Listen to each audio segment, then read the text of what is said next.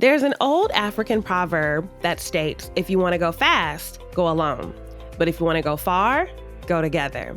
On this week's episode of the Aid to Assets podcast, my guest is going to talk about how we can scale our real estate portfolios further by going together. We're going to talk about legacy, family, and the importance of having a digital footprint as a real estate investor. You don't want to miss this episode. This is your Aid to Assets. Welcome to the Aid to Assets podcast, the ultimate podcast for aspiring real estate investors. I'm your host, Tiffany Watson. Join me as we discuss real estate investing for 9-to-5ers. We'll talk about everything from money mindsets and property ownership and different strategies you can use to invest in real estate. I want to empower investors, especially those of us who are working full-time, who want to navigate the world of real estate, uncover the secrets to building wealth, generate passive income to achieve financial freedom. Equip yourself with resources from experts, practical tips, and step-by-step guides on how to kickstart your real estate journey. We'll also hear from 9-to-5ers who started to build their own portfolios, what they did and how they did it, so you can do it too. Tune in and transform your main job into your biggest silent investor in your real estate investment business. This is your Aid to Assets. Hello, everyone, and welcome to another amazing episode of the Aid to Assets podcast. I'm your host, Tiffany Watson, where I get the opportunity to interview current and former 9-to-5ers that have made the jump into real estate and started and scaled their real estate portfolios so you can do it too. And so I am so excited about my guest today because not only is she created a real estate portfolio for herself, but she's also talking to us today about how we can make sure that this is legacy work. And so go ahead and tell the guests who you are, where you are, and what you do. Hey everyone, thank you so much, Tiffany, for having me on Aid to Assets. I am grateful to be here and definitely grateful to share my journey with your guests. And I'm really excited. So I hail all the way from New York. So shout out to all my New Yorkers. And yeah, me in my location, I love New York, but I've traveled all over the world. I've gotten to see so many different places, and my journey has brought me to so many different individuals, both in real estate, both in other industries. And so I've learned so much that I've applied it to my family. I've applied it to my journey. I applied it to coaching. I help so many people. And so real estate has really been an integral part to like me as a business coach and a business structurist and foundationalist. And so I'm excited to talk to you about this because it's like we could do so much and so many things overlap with real estate, especially as real estate entrepreneurs. So yeah. Love it. Y'all, so go ahead, hit that like and subscribe button. Make sure that you got your journals. Y'all know how we do around here. Note takers are action makers. So Alleah, before we jump into all the good stuff, so people know why they need to make sure that they are tuning in, can you tell us a little bit about over the years what you've been able to do through real estate? It goes back to like right around college. Actually, my mom she's really the big real estate individual in my life. I've had experiences with other people in my life who, one of my former partners, buying up properties all throughout college. And it was just like, okay, we got to do this. Like, I really want this. So for my graduation present, my mom was like, yeah, you know what? Let's go get you a duplex. I'm like, oh, okay. Yes, yeah, Mom. let's do that. Let's do that. So by this time, my mom was actually a real estate agent. And so she was actually, she had gotten my sister property in California. She had gotten another property in Brooklyn. Our base property is in Queens. And then we got my property in the family portfolio in Rochester. It was really one of those eye-opening experiences because I've been really helping her from the management aspect of like, hey, okay, here's some things we can do to really kind of streamline that process, property management. Because, of course, she's, doing this out of her base knowledge of being a real estate agent and, kind of getting into it. And so there's so much more. And then as we were, considering properties and expansion, we really had the desire to kind of bring in the younger generation, like my niece and my nephew. And so we've had very many instances where we are collaborating to okay, so what are we doing with our niece to get her properties and bring it into the family portfolio for my nephew? And then, of course, we started looking at commercial properties. So we've had so much growth as a family. And I will definitely say I was heavy in making sure that we as a family know how to do it from the beginning. And so around 2000, I want to say about 10, 11, I became a Maryland agent, licensed in the state of Maryland, and I got to see it for myself, you know, my mom being an agent, but then also working with real estate developers and just learning real estate as a whole. It really took my knowledge to another level, and I started participating in RIAs, the Real Estate Investment Associations. And so I started to grow my network, and I had quite a lot of real estate developers as well as real estate investors all along across the New England seaboard. And so I had a lot of connections with investors and their opportunities to grow and expand their portfolios and what they were doing with their families. With all the connections that I had in the real estate industry, with all the people that I met, both at the RIAs and in-person events, I took a lot of that information and I took a lot of the learnings that I've from just engaging in conversation and practices with some of these developers, and I brought them back to my family and said, why don't we do this? So we have definitely, as a family, have expanded as to making sure that we don't just do it for the first generation, which is my mom's generation or my generation, but making sure that we kind of teach and encourage and foster that learning environment for my niece and nephew, son as well, you know. And so it's definitely heavy in our conversation with the family to make sure the generational wealth is not just a momentary in that generation and passing it on, but more of like the generational wealth includes the generation. So we can know that the legacy is going to continue with the real estate portfolio. I love that. That is so cool. Mom set the tone at the very beginning and how it has continued to translate even to now. You have your own son and eventually can continue to loop him into the business. So how big would you say your family's portfolio is at this point? We've had multiple properties. I want to say right now we are sitting at 3 properties, which is kind of small for a family. We did downsize from California because, you know, the California market we were impacted by the actual, the boom in 2009. And so that kind of was just like, we've got to cut our loss with that. And so our current portfolios, tons of equity, and actually my property in Rochester, completely fully owned, no deed, deed in hand, Yes. no mortgage. So tons of opportunities to leverage that, which is why we're looking at kind of a lower interest rate to kind of get into the commercial portfolios. And so we've been shopping for sure to find that next property, and that being commercial, because we feel that apartment complexes are just going to be a better route than the individual dual families or duplexes. So Love it. Very, very cool. So let's go back then at the beginning for your part of when you started in real estate.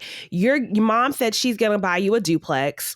Had you ever, I know your mom had been a real estate agent prior to that. Had you ever considered life in real estate? right around 2005, 2006, one of my mentors gave me Robert Kiyosaki's book, Rich Dad Poor Dad, and I feel like that always like sets the stage for anybody. And so that's kind of where I started to develop that kind of, he's on to something. Let me move into real estate.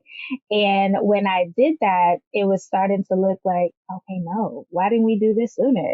Like, you know, so ultimately, when I realized just the growth opportunities with real estate that you just cannot get with, you know, being in a job, because at the time I was commuting an hour and a half one way to Syracuse and then coming back to, you know, Rochester, in the evening times. And I like downtown Syracuse, like East Syracuse, closer to like, you know, leaving the city. And I just really was just like, this is for the birds, man. So ultimately, you know, talking to my mom, I was like, you know, we should really consider getting more properties. And that was one of the things too, I've had to navigate is knowing the information and wanting to have the team dynamic and having the generational dynamic, but also dealing with the lack of knowledge, experience, and also support on behalf of my mom. So it's like whatever she feels that she can handle and she could do it by herself, then she's gonna want to go out and get that done. So when I came to her and said we should collaborate, it was kind of getting past that barrier of mom, you don't have to do it by yourself. You've taken care of us all. Now time for us to collaborate. And so that's always been a conversation with her because my mom is very independent. She's just gonna go out there and get it done, and she doesn't really ask for help much. And so we've had to kind of like, hey, mom, let's do this. Let's work together. Let's get the portfolio growing. And just recently, actually, 2023, we incorporated as and we, finally made the family company, the holding company for the portfolio, which is great because my mom has, I have my mom's last name, and my siblings also have their father's last name. So we joined them. And it's basically Clark and Perrin that met in America. So we're known as, Clark Erica. And so it was just, adding that component to, okay, now we're making it official. When we buy the property, it's going straight into the family company. And so it's been a journey, I will say, because my dynamic is always to include family, always to like make sure that family is the key part in developing the overall success of everyone, and so that has been one of my journeys in the real estate, is to really get all the information, bring it back, and like start to teach and start to implement, start to bring it into practice. And that's just something that I would say mostly is my journey in real estate with my family, is because I'm a studier, I'm a scholar, I'm going to learn, but I want to make sure that I really foster that communal, we have to build together, because really you can't build a house by yourself. You can't. I mean, people do it, but they still need help, but at the same time, you get farther together. And that's really big. And then also realizing my mom of the age that she is, it will be better for her to hold all the properties, which kind of minimizes the tax liabilities for us, the younger generation. And when the time comes, this transitions into the family business, also mitigating further tax later on, when we're moving into more real estate, bigger real estate properties. Definitely strategic about making sure, like, I don't have to, oh, I own it, it's mine. No, it's the families, right? Because we want to be strategic to make sure we can keep more wealth in the family instead of, giving it away in taxes and other takeaways from the earnings of the real estate. I love that. There's so much that I want to unpack, but I think that it's amazing the way you hear the strategy behind it. And one of the things that I really want listeners to take away from our conversation today is being in real estate. I can't say it enough. We are buying businesses. And so just like any other business, we want to have a business plan. We want to have a goal. We're going to talk about California and like even thinking about exit strategies. We want to make sure that we are considering the different factors related to our business because there are going to be so many implications. But before we jump there, though, one of the things that you mentioned that I want to kind of tap on and unpack is the knowledge piece. So you mentioned that you are a scholar, one, and so that's just your natural orientation. You're going to learn, you're going to study. And then you also have a personality type like your mom. She's going to get it done. Like she's executing. And then I imagine in your family, you got some other personalities with siblings and things like that. How do you bring the family together so we're all on the same page? The one thing I will say brings us together is the common knowledge that we all struggling, right? And it's like everybody wants to earn money to kind of create a better life for themselves. And I think that's a real good motivator to bring us together, in the fact that you don't have to be over there, struggling by yourself. Come on over. Let's work together. And let's make sure we can build wealth as a whole. Because one of the examples that I use is that we were looking at a property in Chicago, and really nice property was just recently developed. The asking price was 3.5. And, looking at that as an individual, that's a big undertaking. 3.5, right? It's like, oh my God, like, can I really come out of pocket by myself at 3.5?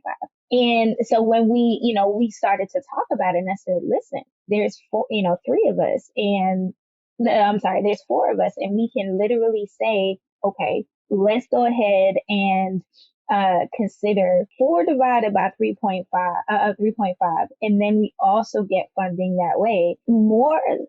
That's more affordable for us to get involved with the investment, because we are required less individually versus us trying to do the whole undertaking by ourselves. So we start to use the economy of numbers, and how we can scale that because we have the numbers, and that makes it more absorbable, especially for the younger generation, where it's like, I'm still new to this, it's like, auntie, I don't really, I don't have all the knowledge, but and they're along for the learning, but they're not looking overwhelmed, 20 something year old looking at a $3.5 million property. It's like, no, we kind of, it's a little bit smaller than that.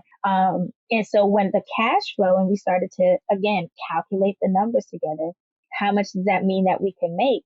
And I believe the rent roll was sitting close to, I think, $750,000.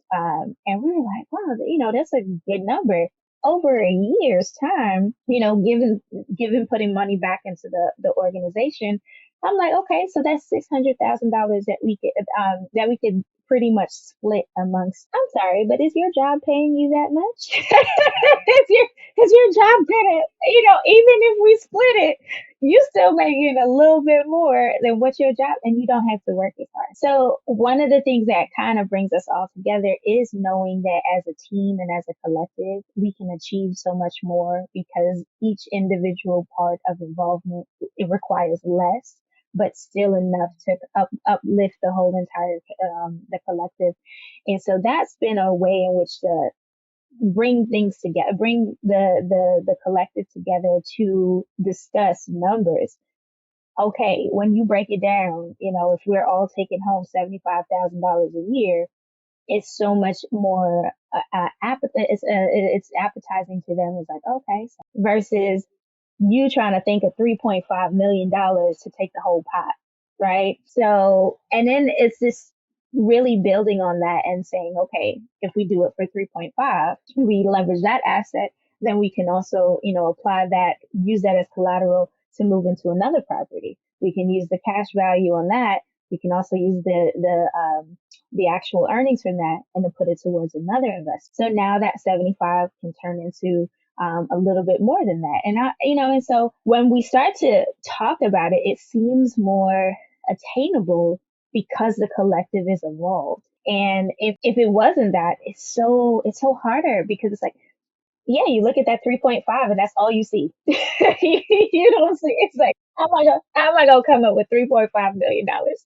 And so that has been a really good way to kind of bring them in to say, hey, this is much more easy for you to participate in when we're all together. Yeah. One of the things I love that I learned about you prior to this conversation was you talked about the family crest that you all created, especially like now being incorporated and having this holding company. Can you tell us a little bit about how that came about and then the process of creating one? So I went to school for marketing. I went to RIT for Shadow Tigers. I went to RIT for business and marketing. And I've always understood you have to have a representation of yourself, your business, and it has to present itself as a product, not like a mom and pop shop, but like a Fortune 500 company. So I've always carried that from school. And so as I've helped and coached people in business development, I always understand the importance of digital footprinting and having that identity in that digital footprint. So as we were coming up with the name, I had to make sure that name was fully available on all platforms. We're not conflicting with nobody. You look up the name, you're not going to find nothing else or no one else. And so when we looked up the name and we found it, was like, oh, this is great. So we get the website, we get the social media handles, we get the emails. So you got us info@Clarke. So we start to set that foundation. And I said, you know what? We can't just have this regular signature Clarke or the words Clarke, but what can we do? And so I started to, collaborate with my graphic designer of my digital design firm. And I said, you know what? If we take the crest of Clarke, which is an Irish crest, and then we take the crest of Perrin, because many of our surnames actually are a part of families, and they have origins. And so I said, well, let's go back and trace that.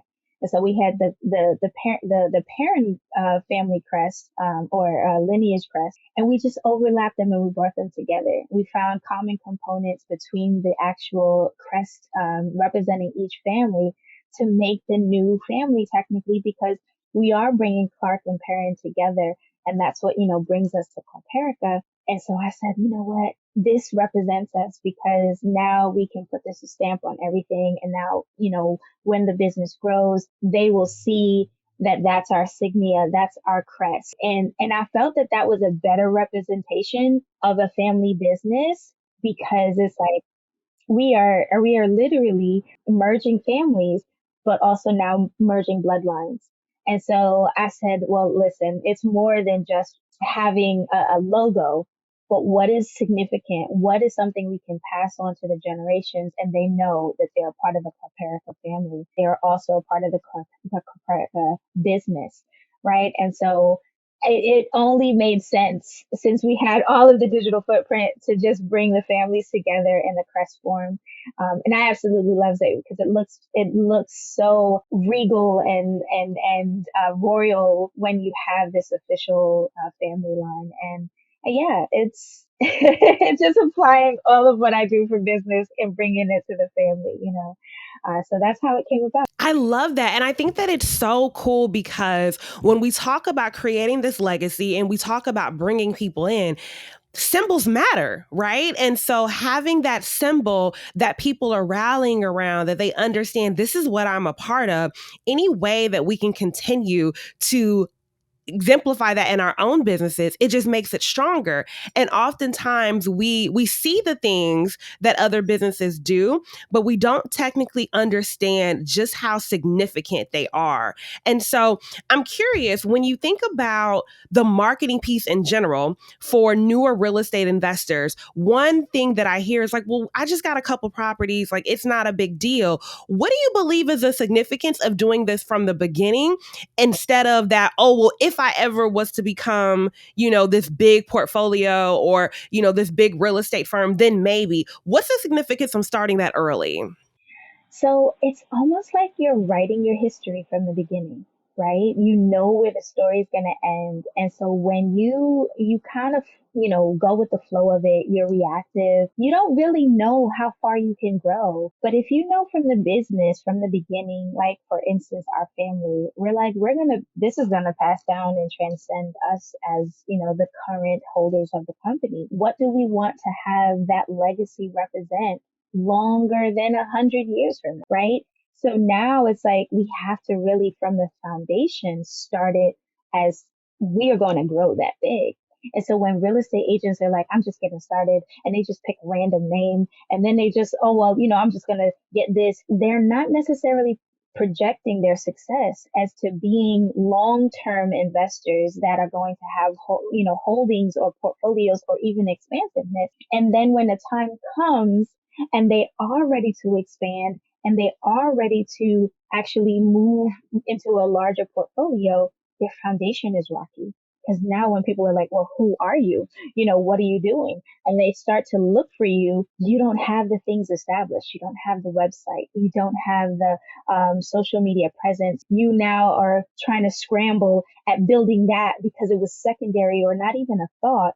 And now people want to know who you are, because their underwriters are doing who's this? Who's this? What company is? And when the underwriters look for you and they can't find you, they're very skeptical as to like, should I give money to this business or this company that says that they're real estate investors? And that's when it kind of can really hinder the growth process because they're not considering it from the beginning because they're, trying to just get started. And I always encourage people, even when we come up with names, make sure that name is yours. Make sure it's fully available because then even from the beginning, even if you never build anything on it, you still have the digital IP. You have the account access to all the platforms with the same name and no other person's going to put junk on your name. So even if people Google you, they're going to still find a very limited search just to you because you have the digital IP for your brand and your footprint. The importance most times people overlook is one of those things that comes back to bite people in the tails when the time comes that they want to. And that's the part of the foundation most small business owners lack is that the branding isn't important until I have something. No, the branding is important when you don't even have anything. That's actually what makes it important because the brand is establishing the identity of the organization and the ability to reach people, whether it be clients, sellers, agents, brokers, underwriters. You want to take them into consideration. At some point, they have to trust you. They need to come back and find something about you to say, ooh, I want to work with them. I want to give them money. I want to sell my property to them. I want to invest in their portfolio. And that's the part I think most small business owners who are really excited about real estate or real estate investors that really want to make a name for themselves at some point, they have to make sure they start out with a solid foundation, having that identity established and being firm that is putting logos to it, that is putting headers to it for the social media, that is putting the actual collaterals like the look, feel, and aesthetics of your business. Pick out colors for your business. Like Clarke Erica, we picked out kind of a goldish, bluish feeling. And if you know the marketing colors, blue gives you that trusted, dependable, friendly. Gold is royal, but also warm and encouraging. So when you look at the psychology of the colors, even it's like, what are we setting the stage for you to feel comfortable with? And we do that even from the marketing. So I definitely encourage small business owners and real estate enthusiasts and people just starting out, always consider your marketing because it will always tell people what you do, who you are, and how they want to interact with you. And it's so important. So important. That's so good, y'all. I hope that y'all are taking notes. Again, make sure you hit that like and subscribe button. But your branding matters. And one of the things that Alleah mentioned that I want to just double tap in, even when it comes to funding. So we are talking about real estate investing and getting these properties. So whether it's the bank, there's a lot of craze about putting properties in LLCs and when you should do that. And well, with these LLCs, having the proper structure as a business entity, but then also having that digital footprint makes it a lot easier to be able to get funding. Or if you're wanting to raise money, are you going to give your money to someone who has no presence anywhere? There's no website, there's no nothing. Just somebody asking you to invest $50,000, $100,000 into this deal versus someone who, this is legit. They have the history, they have the plan. I can go online and research them. It makes a huge difference. And that is an opportunity that many of us are missing out on. I always ask people, would you give $20 to a stranger on the street? And they're just like, no. And I'm like, that's exactly what you're doing. Asking people to give you $20 on the street. Stop it, because even with myself, if you Google me, I'm very prominent to make sure that you feel trusted with me and I can control the information I put out for you. And as real estate investors, you go to that website and you make sure, okay, they've got the pictures of their portfolio, past investments, past flips that they've done, transactions that matter, where they're like, oh, your resume is there for you, for people to see. And that part too really helps people not having to prove their worth as investors, because as you're starting out, there's so many investors like, give me a chance. But if you actually put it out there where they Google you, their chance is already given, because now you've given them the information without doing your own sales pitch, right? That's the other part. It's like you got to convince people When in actuality, there's no convincing. Go look me up. Here's my card. Here's my business. Google Here's my me. right. Google me. And that sets the stage for people to go and Hmm. do their research with independent of you, and you don't have to have that bullhorn like, trust me, listen to me, I'm who. You don't have to do all that because your website is doing it for you without you, or your not even just your website. It's all of the social media links when they Google you. That SEO, that search engine optimization with the keywords, they all make a difference. Real estate investing, trending topics, and you've got blogs. Now people are finding you. You've got traffic to the website, to the social media. You got likes and follows. You've got content. All of that sets the stage of trustworthiness. In other cases, social proof. You've got so many things that can really let people know I'm professional. I'm taking my business serious. I'm investing in my business just like you should invest in my business. So don't bypass it. Do not bypass that ability to put out your calling card without having you calling that calling card out. Like you don't have to, right? So, at a high level, because I know that you work with a lot of small business owners and helping them to create and establish their business entities and what that looks like, can you give just a high level of overview for investors of if you want to establish yourself as a real business, what does that look like?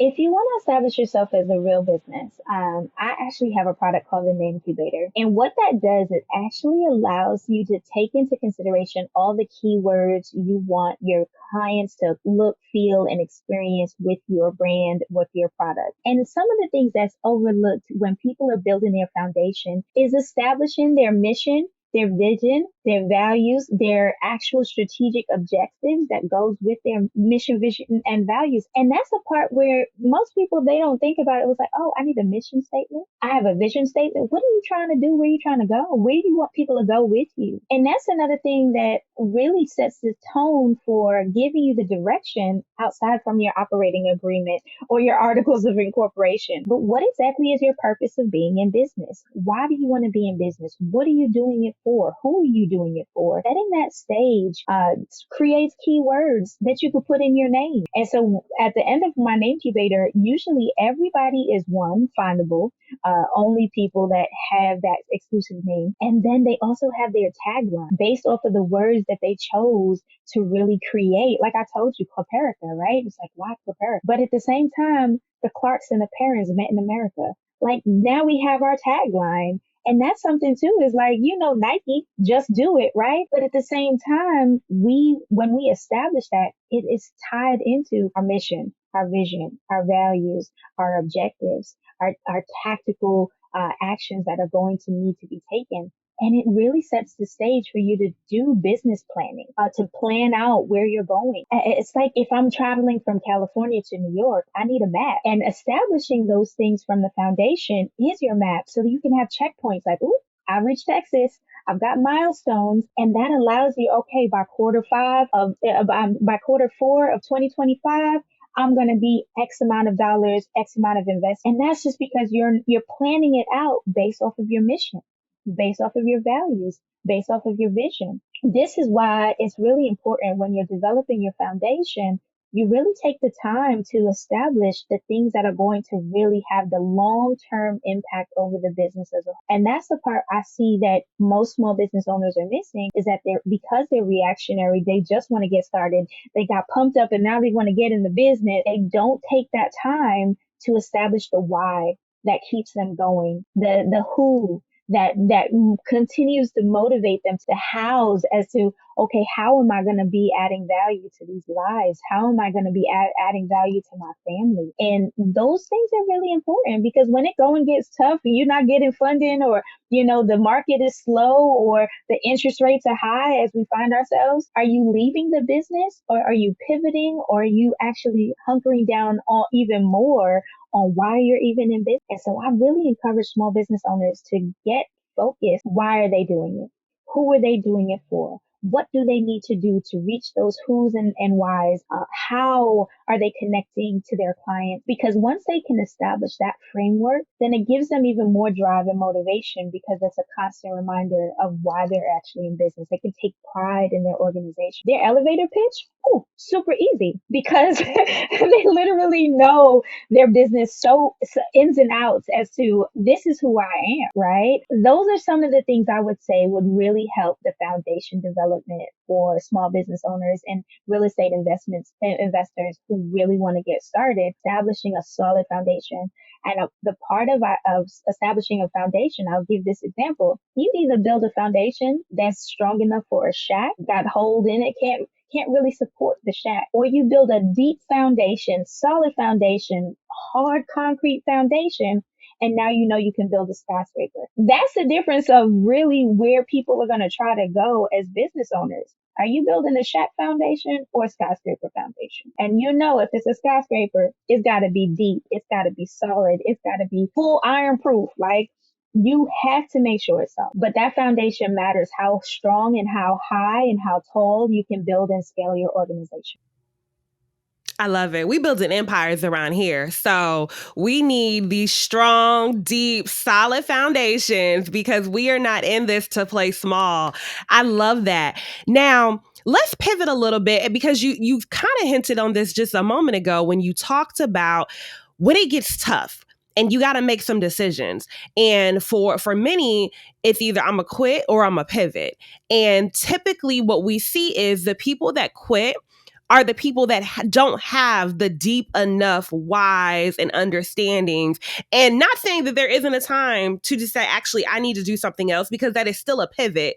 But just to give up altogether is very different. So when you think about, you mentioned before, like you all had some properties in California and decided to pivot, and then you're kind of getting ready to pivot again into commercial properties instead of on the residential side. How do you determine when you need to pivot? What does that look like? Is that a beforehand? Like, this is the goal? Like, walk us through that. Hey y'all, Tiffany here. Are you looking to purchase or sell real estate? As you know, I'm your aide to assets, and I want to help you with all of your real estate endeavors.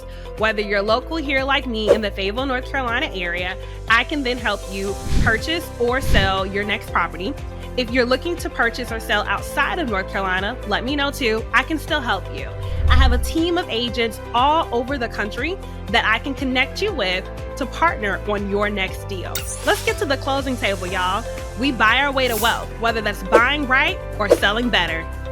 Can't wait to hear from you. Click on the link in the bio if you want more information on how to personally work with me or an agent on my team. Talk to you soon.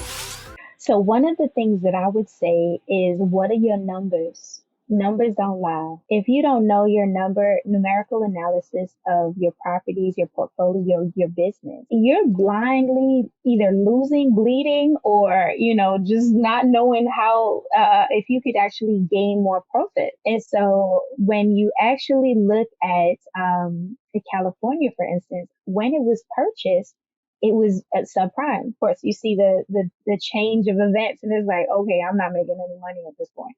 Like, I'm not, and it's like, do you ride it out and you continue to bleed, or do you actually take that investment, cut your losses, and move into a better investment that actually can do more for your finances? Because the ultimate thing is, if you're bleeding, do you continue to, keep the wound open and keep bleeding? At some point, you're going to bleed out, and it's not going to be great life at all. You're going to impact all your other things, because when you are bleeding financially, you're taking money from other things that are doing well and having to put that into the bleeding property. And it's like, okay, we've got to stop that bleeding. And so it's not necessarily a quitting of that property. It's knowing that the investment is no longer serving you, because at the point in which you have to wait to see the return on how much then you could have actually acquired a better property, which is what happened. We got Brooklyn. But in essence, it's like, okay, it's not doing too well for us in that portfolio. So we're pretty sure we can come out of it.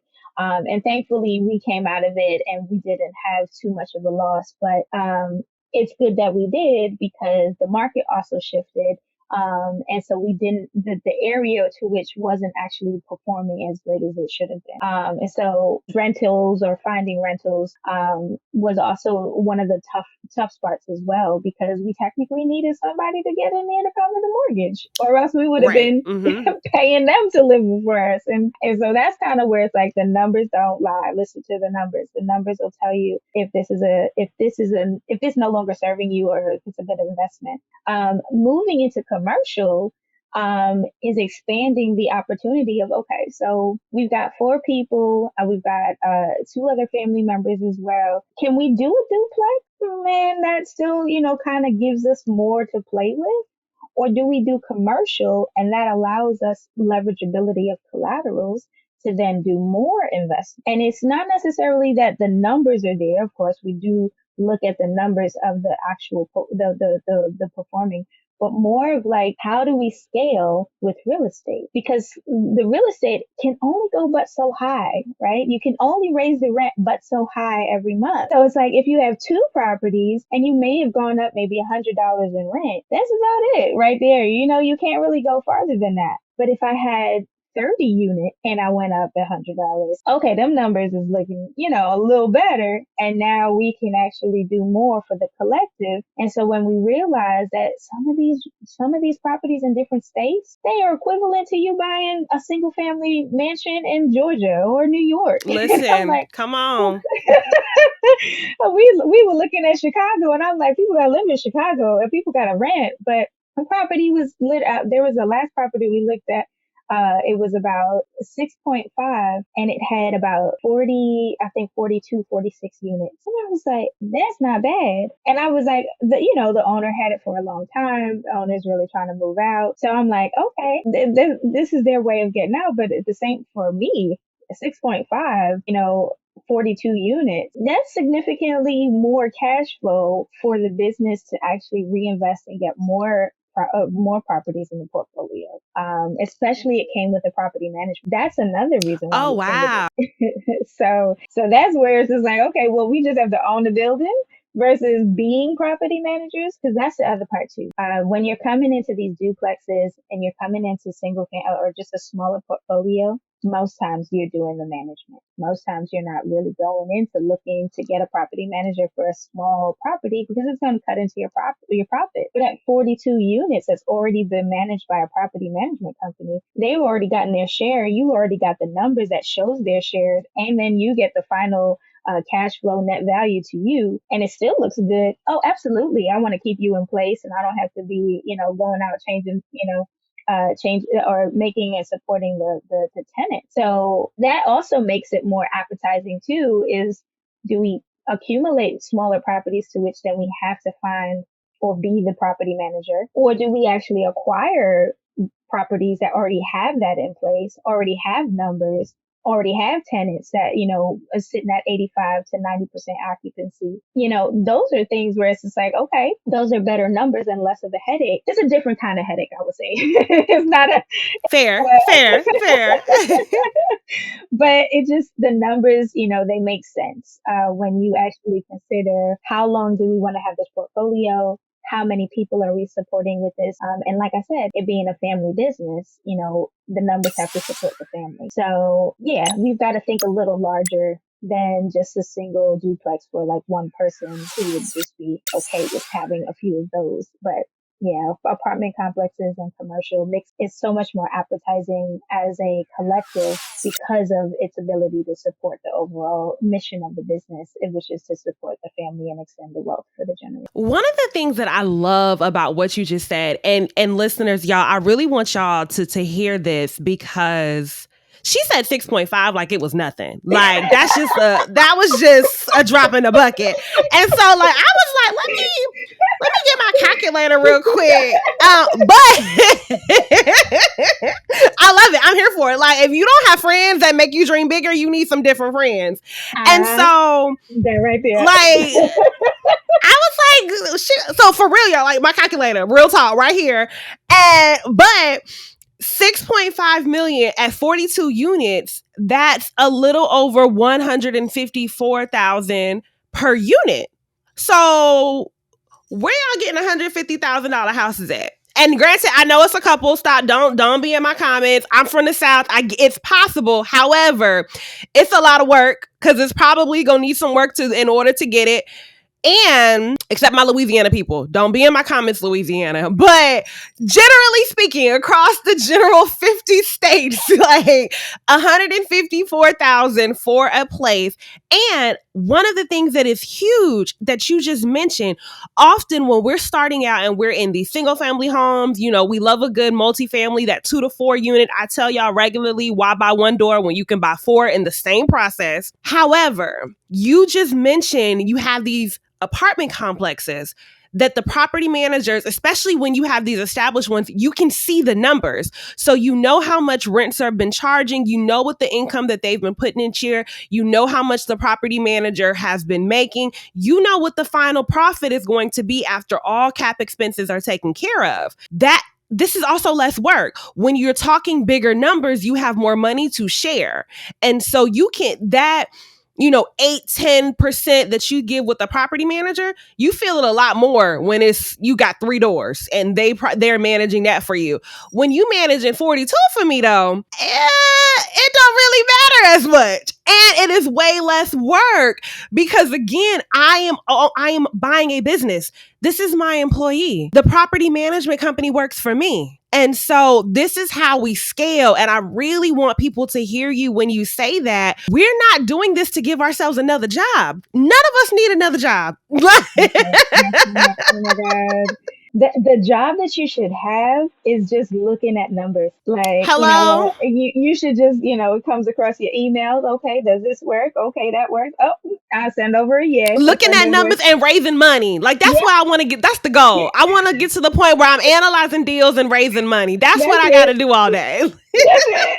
You can do that anywhere too. You don't have to be in one country. You can be in another country. Oh, you can be on the beach somewhere. Oh, okay, got a number. I'll take it. Yep. Send it over.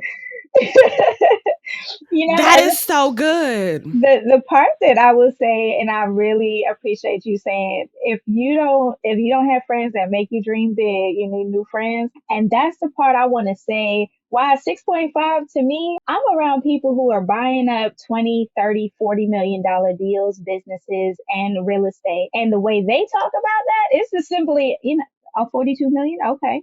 Cash flow is about 10, 15 million. I'm sitting here like, it's no different than saying $100,000 or $10,000. It's literally the same cadence and everything, same energy. And I'm sitting here like, okay, but now when you get accustomed, right? You get accustomed to seeing bigger numbers. It doesn't intimidate you as much. And you're sitting here like, well, can I go bigger? I think I could go bigger. Let's go ahead and go bigger, because 154,000 for just one property. And then you see 6.5 million, there's sometimes a disconnect from people to see that they can actually do the same kind of calculation. I had to disconnect. And I want y'all to dream, and not even just dream big, but go out there and be advantageous and be like, oh, you know what, I'm gonna look at this property. Because the other part too is the art of suggestion. You activate your RAS to basically say, you know what, okay, I saw this property, and now your body and your mind is gonna start to collaborate. How can I make this work? If you read Robert Kiyosaki, it's never about, you can't, but what's the how? Give your brain the creativity to go out there and like, I can, I could do this. And that will activate you to actually make it possible. And so I definitely appreciate that. Yes, if your friends are not pushing you to dream bigger, please. Me, Tiffany, we can be new friends. Okay, we gonna push you. We gonna have you dreaming big. And the thing that I love too is you talked about earlier when we started this about the family and why you were bringing your family into it. And the biggest part, family doesn't have to be blood, y'all. Like you can have people that are family that y'all don't have the same last name. It's just incredible the power that we have when we get together. And so the other thing that makes that 6.5 million less daunting is when it's like, oh, but me and 5 of my friends gonna do this. And so we're in this together. And I have groups, I have friends where we're in a group, we're in a project together. When I freak out, there's somebody that can balance me out. And then vice versa. When they having a moment, listen, why we doing this? We did the numbers. When you have that energy together, anything is much much more possible because you're not in your head by yourself. Yes, yes, yes. And that's the part I want to really come back to in regards to not just my family, but other families that I work with in regards to even as a business coach and a structurist is really kind of, well, where's your family at? Let's bring them into the picture. Okay, let's see how we can collaborate and bring this together because you've got people out here collaborating. They have equity firms. They formed equity firms together to go out and raise capital or to buy businesses or buy real estate. And that's the part where, again, you get farther, you go farther together.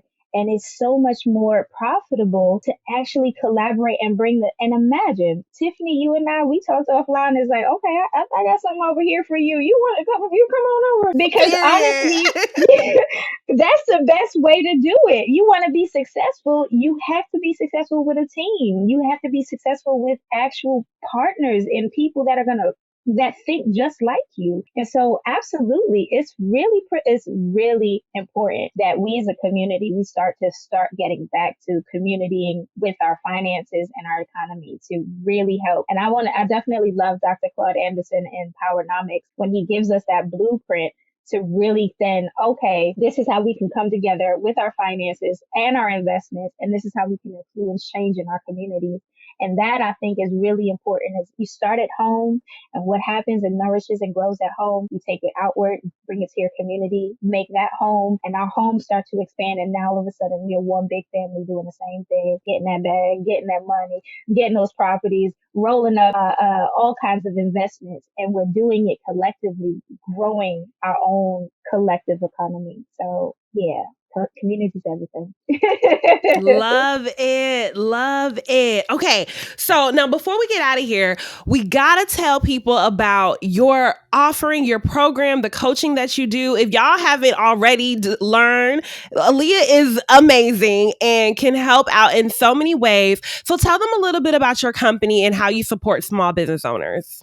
So I love helping small business owners. That is one of my gems because I was one. I was there. I was a me, and I wanted to help you guys. And so I do offer coaching. I do offer term coaching. The reason for that is I don't want to be holding on to your hand. I want to pick you out of the nest, and I want you to fly, but with guidance, with support. Somebody coach side to you.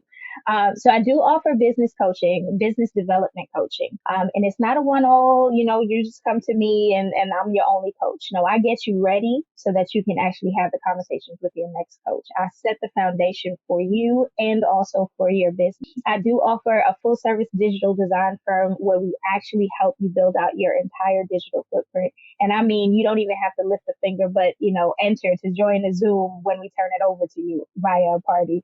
So we really make it easy for you. But along the way, I get to teach you, help you, support you as you're growing as a small business owner. We get to talk one-on-one so that you can have that experience and access to brainstorm, to understand, to learn. And that is one of my absolute passions is to guide you as a small business owner, make sure that you're solid and making sure that you can be found, your clients can find you, and make sure that you have a really good look, feel, and presence. And so ultimately, between the two of them, when you're done with me, you have no need for anything else. You're like, okay, now I'm ready. Bring me all the money, bring me all the deals, bring me the next coach, because everything when you work with me will make sure that you have the most solid, rock solid, deep foundation that's going to propel you in your organization. So coaching, digital design, and those are the things two together to make sure, again, you're not having to spend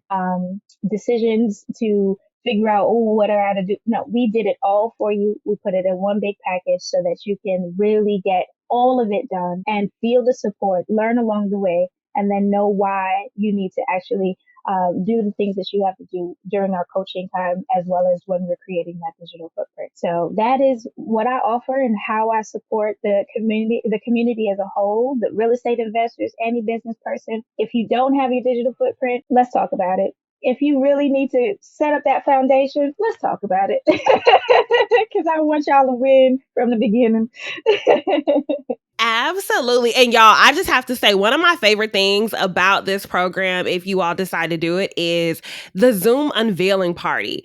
It is the cutest thing, y'all, like for real. And so you actually get to have a grand launch with you and your friends and whoever else you invite on.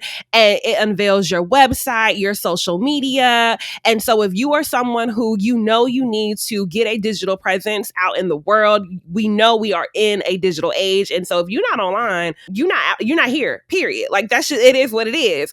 And so you need a website, you need to get your social media started. This is a fantastic opportunity. And we do have a discount for the Aid to Asset family. So y'all, that will be linked in the description. But for real, tap in. It's a couple of y'all that I already know that I'm gonna be sending that out to because we talked about it. Let's get these websites going. Let's get this social media because you all have amazing gifts and amazing opportunities to share with the world. And so they can't find you if you're not out there. And I thank you so much for bringing up the the launch business shower, because literally we go to showers for graduation, for baby showers, we go to wedding bridal showers, we go to graduation, but we don't have an actual party for business owners who are just coming out like, hey, I'm here as an entrepreneur. And so the launch business shower really does celebrate you as an entrepreneur. And I feel like we need to celebrate more of you guys because it is a road less, it's a path less traveled. And that also, it takes a lot of courage, right? You're out there really trying to make a name for yourself. And even if you're in your 9 to 5, you got colleagues who, don't really support that. So where do you get the support? And that launch business shower really does bring everyone together to celebrate you. And you get a keepsake to look back when the times is tough and like, oh, I remember that day when I got everything and it was so fly and everybody was giving me all these great words. So yes, the launch business shower is how we turn over your full, complete digital footprint, complete on that day. And it's simply 4 weeks. That's all it takes is we will turn over a non-existent business to a fully developed business with full digital footprint, dressed and all, in a total of 4 weeks. So yeah, everybody needs a party. Let's party more for the We love a good party. Okay, so my last question here that we do on the Aid to Assets show, we are vision casters. We believe in setting vision, setting our intentions, and making it plain. So when we look back on this recording, a year, 3 years from now, your choice, what is going to be true for you and your business? Oh man, when I look back, I am going to still see the large impact that I've had on so many small businesses, the portfolios that I have, watching my family evolve from where we are today to where we will be in the time I see it.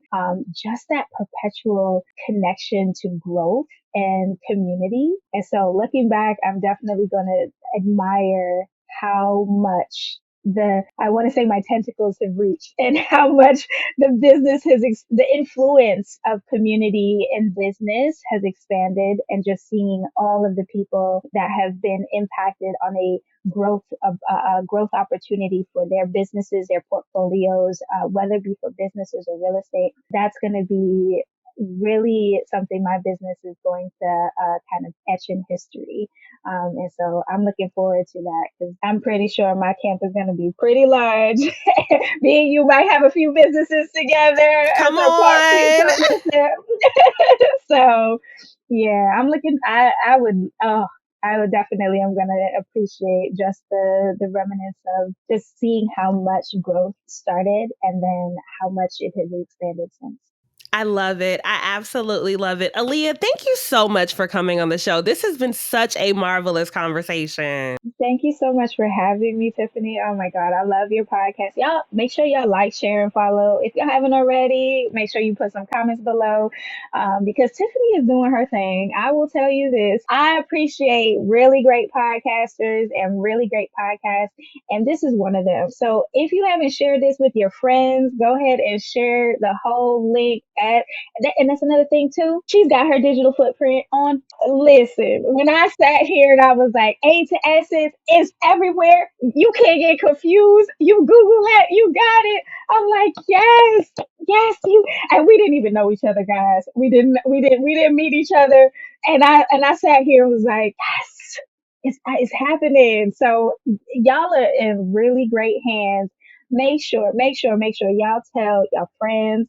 Send them this episode. Send them all the episodes. Go ahead and just copy and paste all of them bad boys. Post them in the chat. Send them to your friends because they literally are missing out on all the gems that she has had on previous guests. And she's gonna have. Listen, I'm lined up with other people. She's got some really heavy hitters coming. So I will tell you this, I'm so grateful, Tiffany, for the opportunity to just converse with you. And I'm grateful because to be here is an honor, and to be here to have this experience and to be amongst the greats that you've assembled. Oh man, I don't take that lightly. I don't.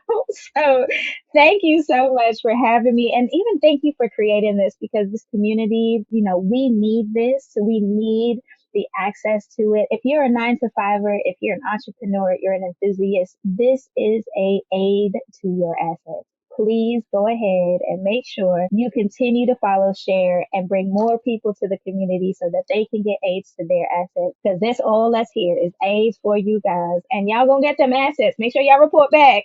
So thank you so much, Tiffany. I appreciate you. Oh my gosh, now my cheeks is high. Oh, Lord. No, I appreciate you. Thank you so much for your kind words. This is a labor of love. And so, but for real, y'all, as y'all are listening and getting strategies, let me know. I want to hear from you. I want to know how this is helping you. Who else do you want me to talk to? What other strategies do you want to hear about? We are here to be a support for you. And like she said, this is your aid to assets. We're going to get these assets, y'all.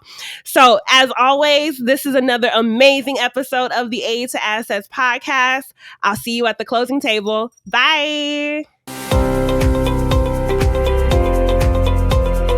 Thank you for tuning in to another insightful episode of Aid to Assets. Remember, your journey from 9-to-5er to successful real estate investor is within reach. Keep learning, keep growing, and keep investing in your future. If you'd like to know more, connect with me on Instagram at Aid to Assets. Don't forget to subscribe, rate, and leave a review. Until next time, happy investing.